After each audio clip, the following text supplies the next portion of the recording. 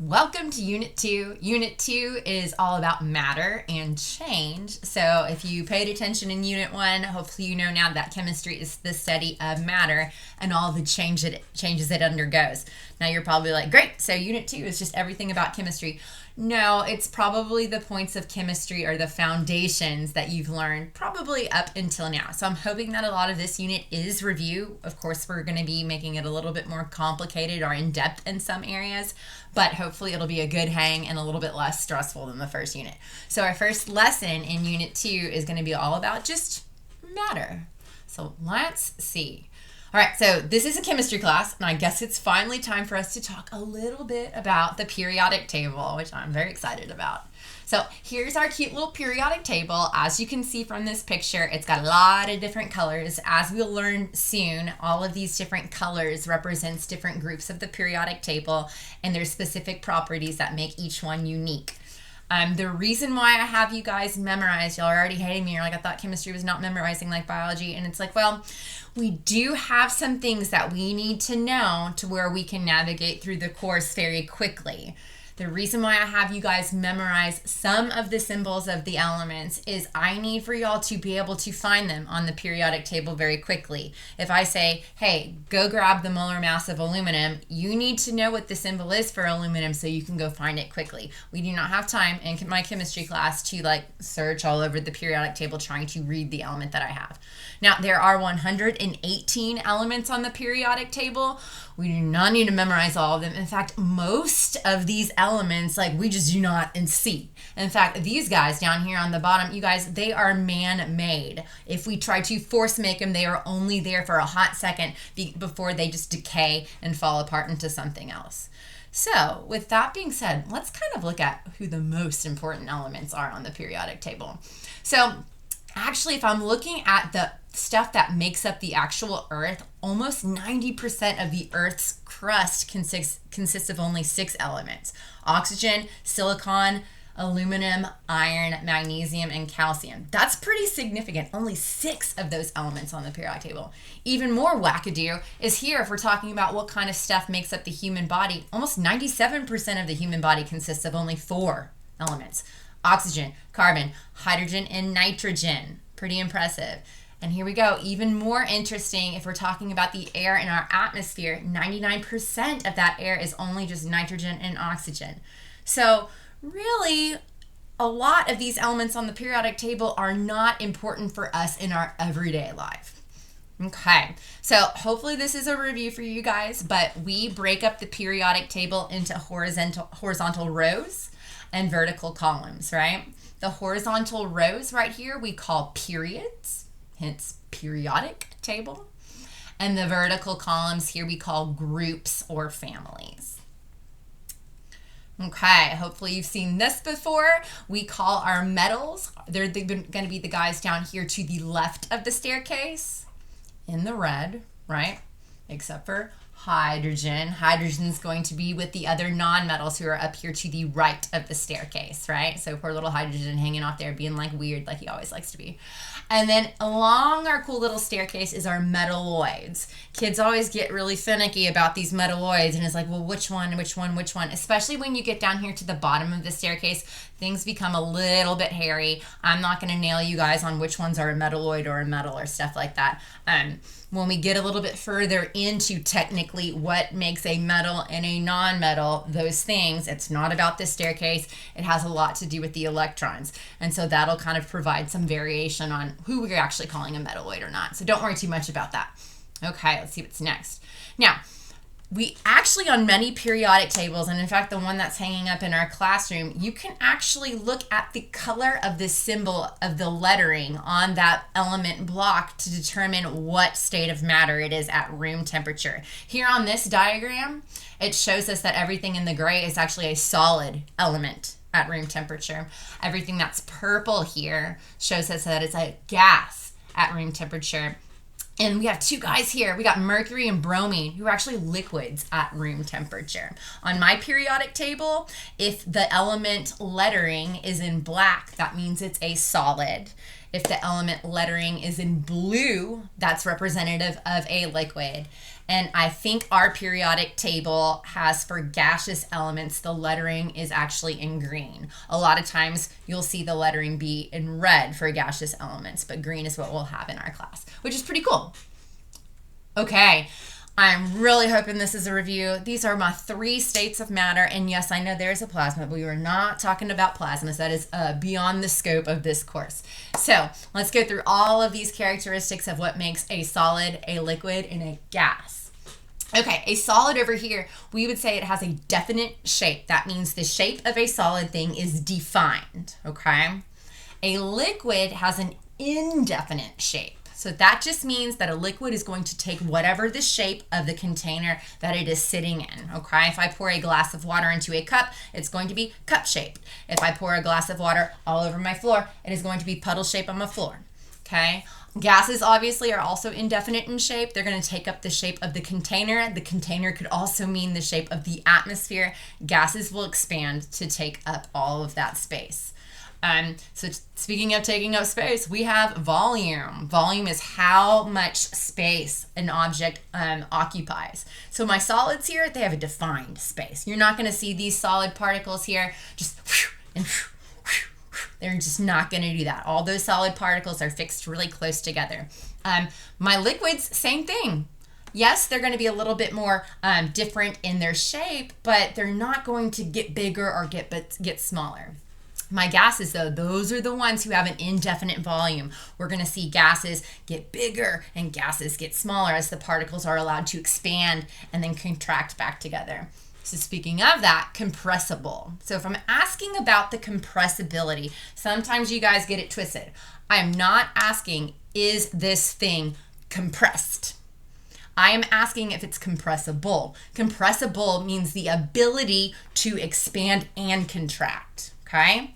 So basically the only state of matter that can be compressible is going to be your gases here, and they are very compressible. I can shove those gas particles way down into a teensy-tiny amount of space, or I can let them expand out, okay?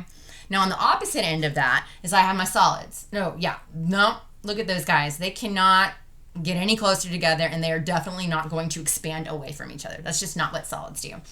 Now for liquids, I put slightly in quotes because it is slightly, but I'm like very slightly. Basically a no. But because we are scientists, I'm going to represent the slightly because there is a slight little ability for those liquids to compress. All right, particle movement. Now you're all like, cool, solid particles do not move. Oh, they do. Now they're like shoulder to shoulder in there, but they vibrate in their fixed positions because all matter is moving to some degree, even my solids. So they're sitting there and they're vibrating. Now my liquids, they slide past each other, right? So they're sliding past each other. And then my gases, they move freely and quickly. They're just crazy, like having a dance party, okay? But the main thing here on the particle movement is solids are not still. They're vibrating in fixed positions. Very cool. I'm hoping that was a review for you guys. Okay. So matter, by definition, matter is anything that has mass and takes up space, otherwise known as volume. Matter, we now know, can either be solid, liquid, or gas. Additionally, all matter can be classified into one of 4 main categories: elements, compounds, homogeneous mixtures, or heterogeneous mixtures. Okay, so let's see. Now, we're actually going to write this on our notes page. And on our notes page, if you can see mine right here, we have this big old blank section here where we can actually write this flow chart. So I'm going to write it with you guys because I feel like writing it because I like this stuff. Okay, so what we're going to do here in the top middle is we're going to write matter. And once again, matter can be either solid, liquid, or gas, any one of those 3. Cool. Now, if you noticed, my matter chart is breaking into 2 limbs already down here. So matter can either be a pure substance,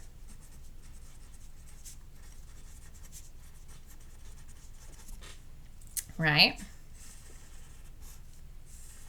Or it can be a mixture.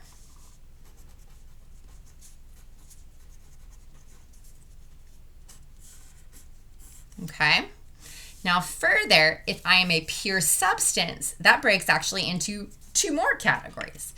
Examples of pure substances can be elements, or I can be an element, or a compound.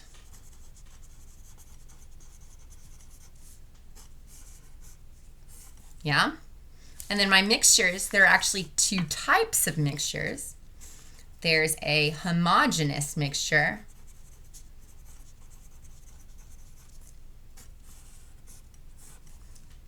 and there's a heterogeneous mixture. I'm running out of space, that is okay. Cool. So as we're going through the next few slides, track yourself here on this chart, keep flipping back and forth between it, and you can kind of see where we are here. So I'm hoping that you've mostly learned this matter chart before. We're gonna start also thinking and picturing these different types of matter in different ways with particle diagrams, and I think that that may be a new concept for you. But let's just kind of learn about the 4 states, or the 4 different types of classification of matter. Okay, so I'm over here on that side of my chart with the pure substances. So a pure substance is matter that has a definite composition. So that means every sample of a given pure substance has the same composition. So it means it is made up of only one substance here. And once again, there's 2 types of subcategories for a pure substance, an element and a compound. But both of them are made up of only one thing. Elements. An element specifically, that one thing that makes it a pure substance made up of one thing, that one thing is only one type of atom from the periodic table. Okay, so here I've got some examples. I've got aluminum. If you ask yourself, a sheet of aluminum foil, that is made up of aluminum and nothing else. So here I have one type of element from my periodic table. Same thing with neon over here. What is neon gas, neon gas, neon gas? Oh, it's just neon. Oh, neon. One thing from my periodic table. Same thing with oxygen. What's oxygen gas? Just oxygen. Nothing else. One thing from my periodic table. I'm going to get back to that too here in a second. Now, what we have here underneath those examples are what we call particle diagrams. They are circles to represent elements on my periodic table. If you notice, the different colors of elements represent the different colors represent different types of elements. So if I were to look at a sample of aluminum, I'm like, okay, cool. All of these red little circles represent aluminum atoms, right? So my sample of aluminum, if you notice, like it's pure. The only thing in there is like these red circly things. Those are aluminum atoms. Same thing over here, neon, white little atoms. And oxygen. The thing I want you to notice is that oxygen always comes in twos. Oxygen is what is known as a diatomic element. There is no such thing as one O floating in the world. They always pair up as twos. But we call oxygen and the other diatomic elements still an element because it is made up of only one type of atom from the periodic table. Yes, I know, both of these oxygen atoms are stuck together, but they are both the same. Still only dealing with oxygen in there. So here I kind of actually like to look at the pictures and not necessarily the particle diagrams. Here's your aluminum, your neon, and your oxygen. Here's some more examples. If I looked at copper piping is made up of just copper, one thing from the periodic table. Lead is made up of lead, one thing from the periodic table. And chlorine gas is made up of just chlorine. I noticed that too. This 2 thing keeps popping up and is making me nervous when she's talking about these woo, woo, woo, diatomic alert, our diatomic elements, my Hofbrinkels. So these are your diatomic elements. Hydrogen, oxygen, fluorine, bromine, iodine, nitrogen, and chlorine. Those 7 guys are diatomics, which means if they are to exist as only them in nature, they come in twos. Now, how are you going to remember which ones are the diatomic elements? You can just think Hofbrinkel, or on your periodic table, you guys, look at this 7. Oh my goodness. And then once again, we like hydrogen to be weird, so he is over here. So if you just remember hydrogen plus these guys starting with nitrogen to fluorine to iodine, those are going to be your Hofbrinkels, your diatomic elements. They always come in pairs. I love it. Okay. Amazing. So now we're moving on to our other subclass of a pure mixture as a compound. Once again, a pure mixture is made up of one thing. If you are a compound, you're made up of more than one type of atom from the periodic table, but it is chemically combined in a fixed ratio. Okay, so if I jump down here and look at my particle diagrams, I got a little bit more weird stuff going on here. But if I look at this water molecule here, and I have another water molecule here, and another water molecule here, this is still a pure substance because I only see one type of thing here. Yes, that thing is a little Mickey Mouse, right? But there's nothing else besides the little Mickey Mouse water molecules in there. Now, that one thing is made up of more than one element from the periodic table, but we consider it one thing because those atoms are chemically combined, right? So the key thing about this is if I want to take away those hydrogen atoms and remove them from the oxygen, I have to do that through a chemical reaction, okay? I cannot with my little finger say, okay, hydrogen, you move off this way, and oxygen, you move off this way. No, I've got to do a chemical reaction. Okay, but still compounds are pure because I got nothing else going on in each one of these pictures besides that one sample of a compound. Okay, so examples here. I've got water, and as you can see, the chemical formulas show me that I've got more than one thing from the periodic table, right? The fact that these things are combined, are written as a chemical formula lets me know that they are stuck together. Okay, so I have water, H2O, salt, NaCl. Once again, you can see two different circly things showing that they're stuck together, right? So that's a compound. And here's ammonia, NH3. As you can tell, it looks like the green thing in here is going to be the nitrogen since I only have one of them. And then the white things around are going to be the three hydrogens. Still a compound is a pure substance because that is the only thing, I love my sciencey term of thing. Hopefully you guys can understand that. It's the only thing in there. It's just that one thing is made up of two or more elements chemically combined. So here's some visual examples of what they would look like. Obviously water, salt, ammonia gas. Okay, here's some more examples. Sugar. Sugar's a compound. If y'all remember from biology class, we can write sugar as C6H12O6. Yeah. So I have a sample of sugar. It's just a whole bunch of those molecules in there, but nothing else. Chalk is made up of calcium carbonate. So there's the chemical formula for it. Some calcium, a carbon, 3 oxygens, but that's it. That's going on in chalk. Carbon dioxide, another example of a compound. All right, so we said that in order to separate all of the elements that make up a compound, I cannot do that by physical methods.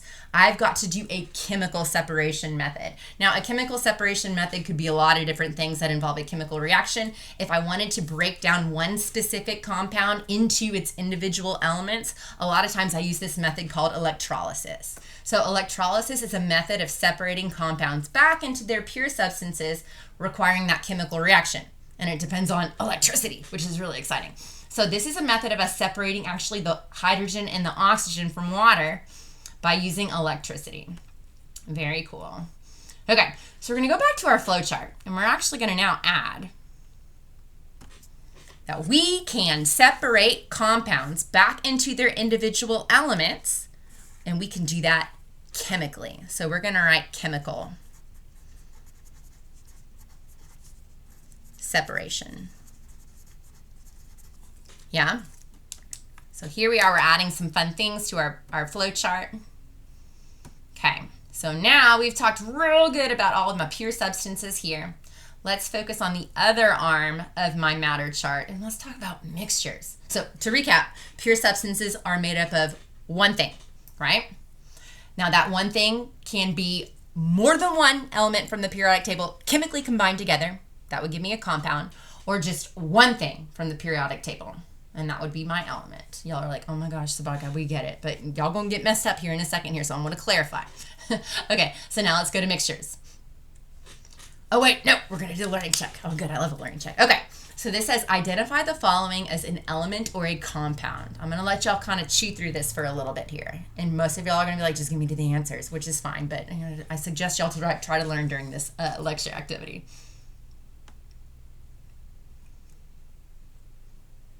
So once again, ask yourself, is this one thing from the periodic table or more than one thing from the periodic table? Okay, let's see how you did. Okay, iron, absolutely an element. If you're studying your element list, you know iron is Fe and Fe only. Oxygen, obviously an element. Glucose, we have seen glucose before. That is a compound made up of carbon, hydrogens, and oxygens, all chemically combined together. potassium chloride. I see potassium. I see chlorine. Those are 2 elements from my periodic table. We are assuming that because they are together in that statement, they are chemically combined. Carbon dioxide, that was one of our examples. And gold jewelry is made up of gold. We know gold symbol is AU.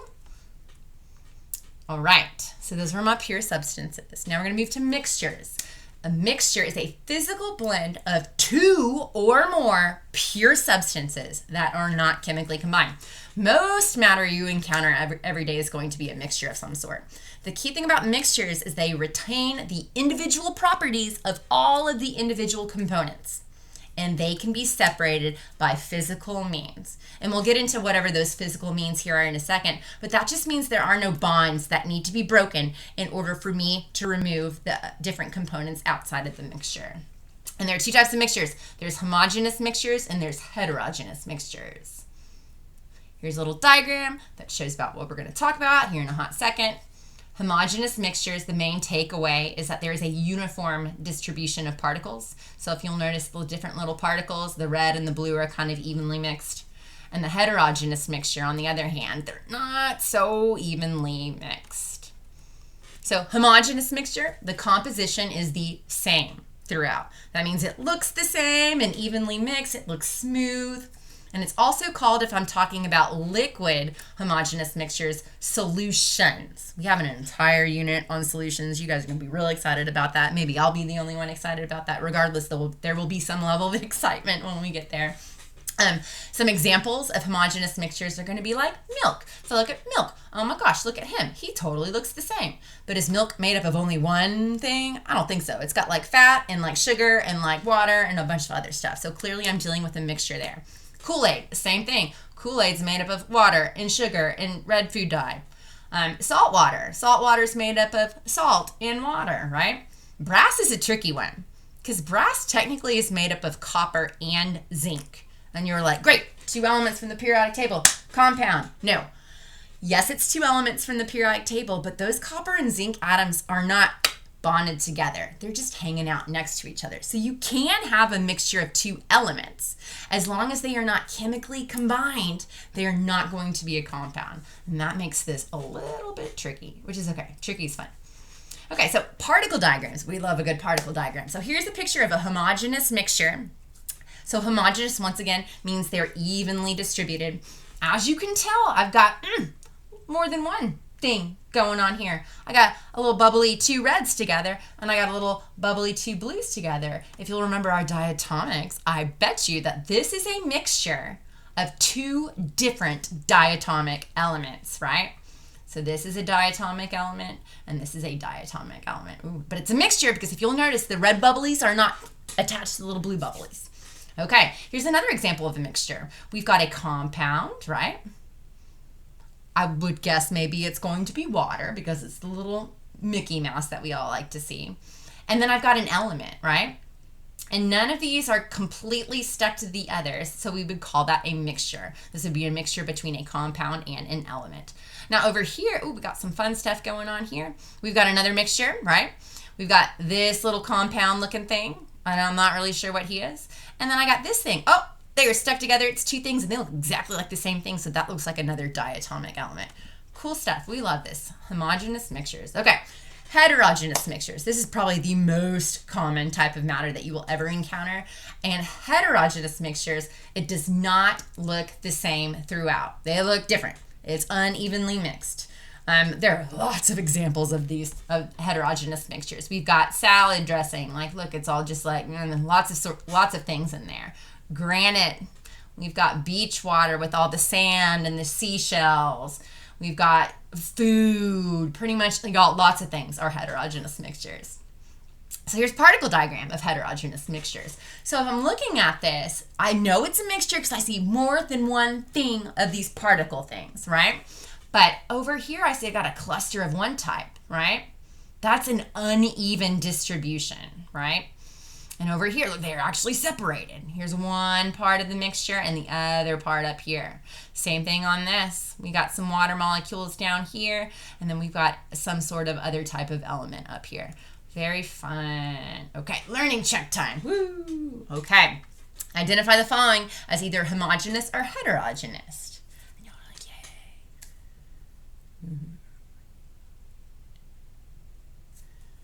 Okay, if you needed more time, you can pause the video.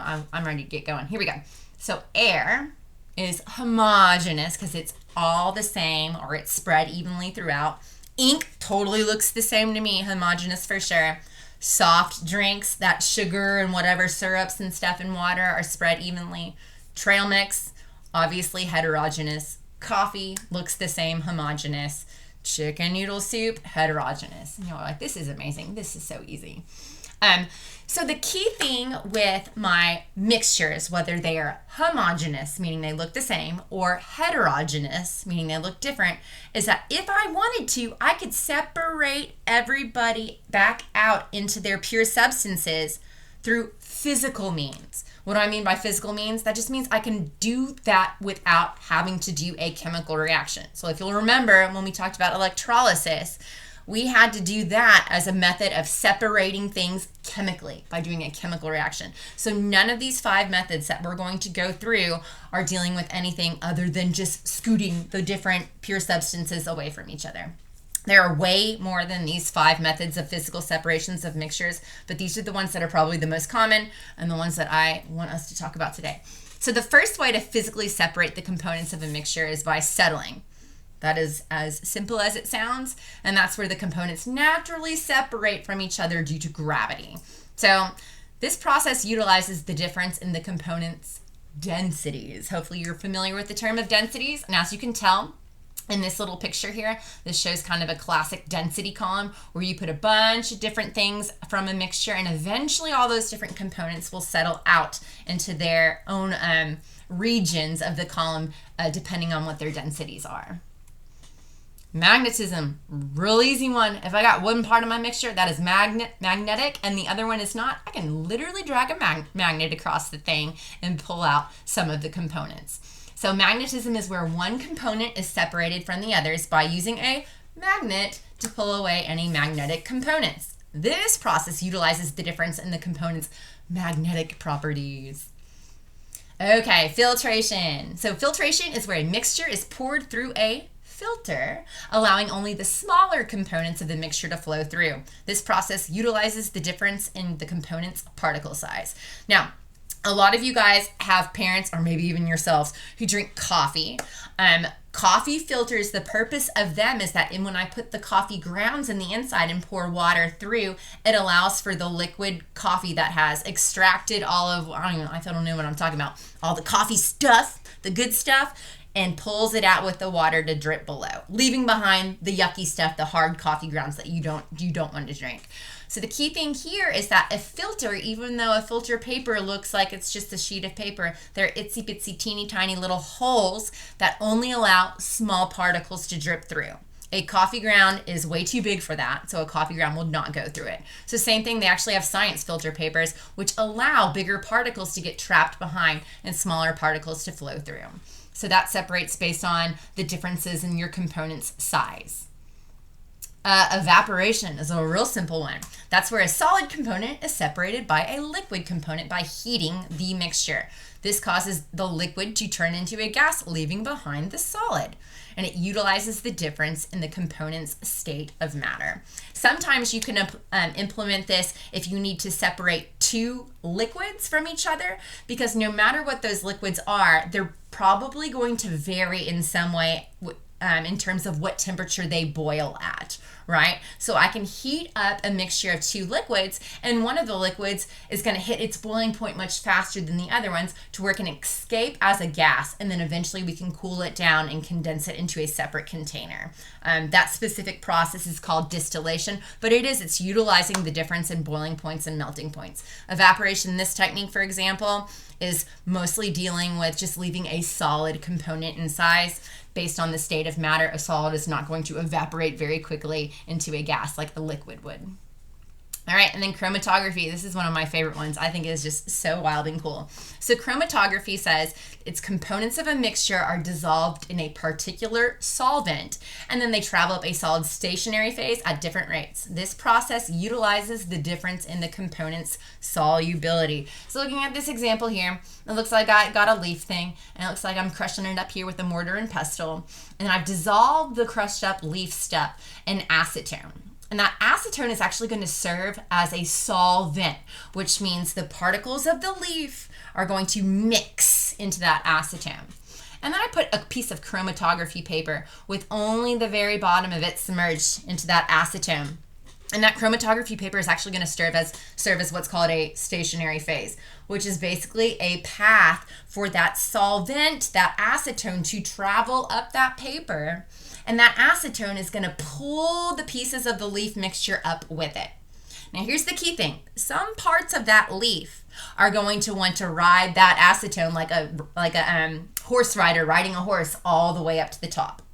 But other parts of that leaf mixture are not going to be able to ride that horse quite as easily. They're going to fall off of the horse. Okay, so based on the leaf mixture's ability to stay on the horse as it travels up the paper, we're going to see the different parts of the mixture drop off at different heights. Now that horse analogy was just the weirdest thing that I just came up with. But basically that's utilizing the concept that we're dealing with here. The pieces of the mixture that are more soluble or more attached to that solvent are going to travel up the furthest. And then the pieces of the mixture that are the least soluble in that solvent, which means they're not going to stay on the horse, are going to travel the least furthest. Least furthest? I don't know. Y'all get what I'm saying. All right, cool. So that's chromatography. All right, so now we're going to go back to our flowchart. Got to keep hitting that flowchart, don't we? Okay. And we're going to add some more things. We now know we can separate our mixtures into pure substances by physical separation techniques. So we're going to write physical separation. Yeah, very exciting. Okay, so let's see what next. Hopefully I haven't blown your minds with anything brand new today. Oh, but wait, there's more. So you're like, how could there be more? Okay, not only can I classify mixtures into homogeneous or heterogeneous based on how they're mixed together, I can also maybe classify mixtures based on, well, how big is the particle size that's dissolved inside of the other component? Now, for example, I've got salt water here. Salt water, if I'm looking at it, the pieces of salt that are dissolved in that water are very small. So we would call this type of a mixture with very small particle sizes a solution. Now here I also have larger particle sizes, my more medium particle sizes. We would call that a colloid. And over here I have the largest particle sizes dissolved, and that we would call a suspension. Now I've given you this chart because I was like, they're probably tired of writing so many things and they're probably bored of listening to me talk. But it's not exact on how you classify each mixture into one of these categories. There is a lot of gray area in between all of them. But typically what we see here is what is on this chart. As you can tell, we have our small, medium, and large particle sizes.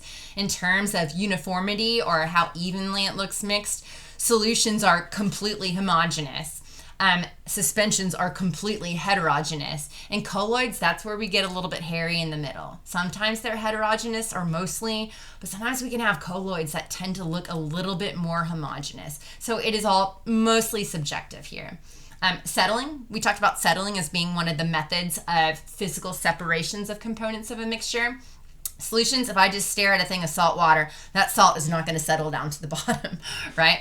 Versus if I look at a big thing of like salad dressing is going to separate into its components, which is why when you get that bottle of salad dressing back out, you got to shake it up to mix it right back up. Colloids, once again, we're in that middle area, okay? A centrifuge is a specific machine that spins things around really fast to where it forces those with higher densities down to the bottom of your holding container. Filterable, we know that filtering separates based on particle size where smaller things can fall through. So since these three classifications of mixtures are based on particle size, hopefully it's no surprise to you that the suspension with the largest particle size, they're going to be trapped inside of a filter, right? And then Tyndall effect. Tyndall effect. You'll notice I wrote yes for a colloid for Tyndall effect. Solutions no, and suspensions sometimes, but a lot of times no. So what the heck is a Tyndall effect? Woo! So a Tyndall effect is light scattering in all directions due to very fine particles being in the way, in a way that you can see the path of mixture shine, or the path of light shine through the mixture. Okay, so we have two different samples here, and I've got a light source. This sample right here is not picking up. I cannot see the path of light shine through that thing. That's because this is a solution. And in the solution, we know the particles are very small, right? So that light actually just blows right on through, and it does not hit any of those particles. Versus this guy right here, this would be an example of a colloid, because when that light beam shines past, it hits those particles and it reflects off of those particles, creating that beam of light that you can actually visually see on the inside there. Now, suspensions, we know that they've got the biggest size particle, right? And those particles are so big that they would, in fact, block out the light to where you cannot see that beam effect. So I think it's pretty cool. We're about to do a whole lab on the Tyndall effect, and I think it's really fun for us to be able to visualize that stuff. Okay, so go back to your flowchart, and I'm going to actually do something a little bit more interesting on this flowchart. So we talked about homogeneous stuff, here we go, are definitely solutions. I didn't write that the first time. My bad, you guys. Right? And heterogeneous stuff can be colloids and suspensions. Right? And in fact, like I said, this is kind of a gray area. Yes, all solutions are going to be homogeneous. You will not hear anybody complain and say that that is inaccurate. But we also kind of do see colloids look homogeneous too. So I'm not going to nail you guys on making sure you can classify something in terms of these three things. Just recognize there is some gray areas, but the point of that section being there are other ways to classify mixtures besides just, how they look based on the size of the particle, right? So, and I think that is it. But y'all are like, this is great. I feel amazing. I want us to kind of look forward onto our practice worksheet that I gave you guys. So if I look at my practice worksheet for this lesson, the first page is hopefully some fun review and stuff, and you're going to feel real good about that. But the back page has you first classify something as a pure substance or a mixture by writing letters of the alphabet. I'm not making y'all write all those words, so you're welcome. One thing to keep in mind is I tend to see a lot of kids get confused between classifying something as a homogeneous mixture or a compound, because both of these things, you guys, are going to look the same, right? This one looking the same is because it's made up of one compound. This thing looking the same is because it's made up of more than one of these guys. So each one of these categories, you actually have to kind of ask yourself, well, is this one thing or more than one thing? Which you're like, okay, whatever. But for example, like this one on air on the inside of the balloon, you're like, great, carbon dioxide. Well, is that all that's in there? I don't know. Maybe like some nitrogen gas or some oxygen gas. So if you get to one that you're like, I'm not really sure, ask yourself, what else is in there? Like for example, Kool-Aid. You're like, great, it looks all the same. What's in there? You got a water, you got sugar. If you are already naming more than two things, you're dealing with my mixture side of the chart. Okay, so maybe you guys are super smarties and you're like, yes, Abaka, we got it. But just if you need that extra help, there's no shame in running your brain through that exercise.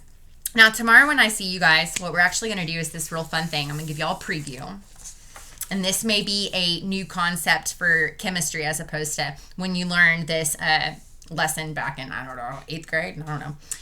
But are these particle diagrams, okay? And that's why I showed them in the PowerPoint slides. It's super important, and I think they actually do the best way of representing these 4 different classifications of matter. So if I just wanted to real preview right here, if I look at this guy right here, and I ask, okay, which one is it? Is it an element? Is it a compound? Is it a mixture of different elements, or a mixture of different compounds, or a mixture of elements and compounds, right? So I look at my particle diagram and I'm like, all right, do I see more than one thing? This one, I see one thing. Yes, this one thing is a compound, but that is all that I see. So I can classify this one as a compound. And you get real excited on this one. You're like, oh, it's just circles. But those circles are different and they are not stuck together, making a compound, right? So I've got a mixture of two different elements. So I would write Me.